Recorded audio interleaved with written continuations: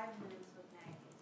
All right, go ahead. Last time they did a good job of taking away the run from Pat. You know, he had 0 rushes when it was all said and done. I mean, is that something unique that, you know, did they emphasize it more than maybe other teams had when they were able to eliminate his running? They probably have a little bit. I think they do a good job of making sure that any of these quarterbacks that use their legs as a weapon, they have some techniques that they use to try to eliminate that.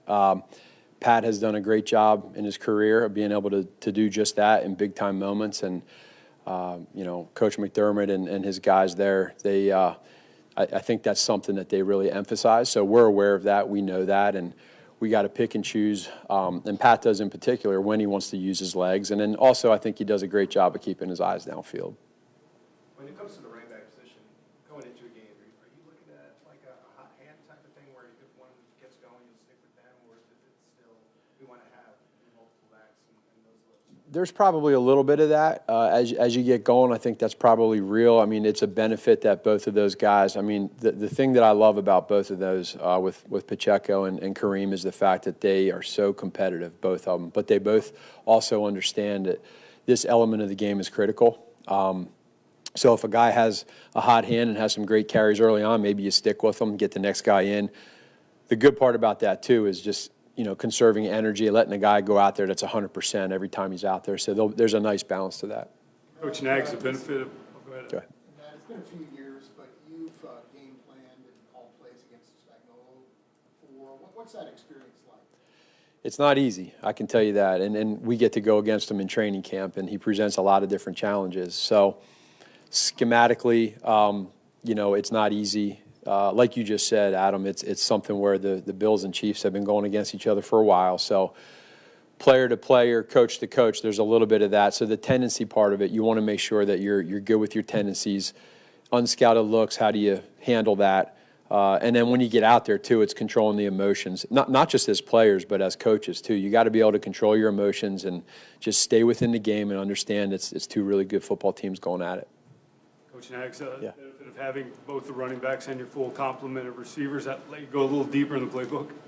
Yeah, it does. And for us, when the more weapons you have, it's not an easy balance, too, with all these players and whatever position it is. But I think Coach Reed does a really good job making sure he coaches the coaches to see what he wants. And then we as coaches got to be the conduit to the players and make them understand that there is one football. But that when you're designing plays, when you're putting things in, you look back to where we started, where we were in the middle of the season to where we're at now. We feel really at full strength, and I think the guys have had really the last couple of weeks some really solid practices, and now it's the emotional side of keeping that in check too, and then just wait until game time. Couple more. Coach, when you look at Von Miller, you know, he's obviously been disruptive against the offensive line the last few times you all played him. How do you account for him this time around, knowing that this is the type of game that they brought him in for? For sure. He's a hell of a player that just his motor's going nonstop all the time. This year he's playing really fast. He's productive. You saw what he did last week. You know, we've been seeing him from back in Denver, and we know who he is. And these are the type of games where you want to take those type of players and prevent them from making game-changing plays. There's going to be some plays that are made on their end. We know that, but don't make it that game-changing play. So we want to be solid there, but he's a heck of a player. Coach, the Bills have the best turnover ratio in the league. They force a lot. They don't turn the ball very much. On your side of it, what do they do well to force turnovers? Well, I think it's a mentality from them, just the mentality of seeing that they're attacking the football. They're a little bit of a bend but don't break, which prevents or it makes more plays for the offense, which now is more opportunities for a fumble, an interception, et cetera. So they preach that, they teach that.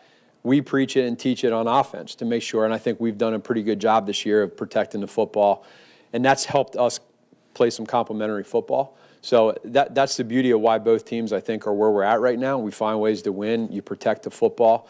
And then most importantly, more than anything, is make sure that when the time is there to make a play, that you're the one that wants the ball to make the play. So protect it, but then when it's time to make a play, make the play. Against Houston, DeAndre Hopkins' snaps were a little bit lower. Lineup, was it just load management? Where No, that wasn't intentional. So, last week was a little bit of a strange game, series-wise, play-wise, rhythm-wise. Nothing's intentional. DeAndre's been phenomenal this whole time. You know, we know what he can bring and what he does bring to us. None of that was intentional. Thank you, everybody. Thanks so much. All right, thank you.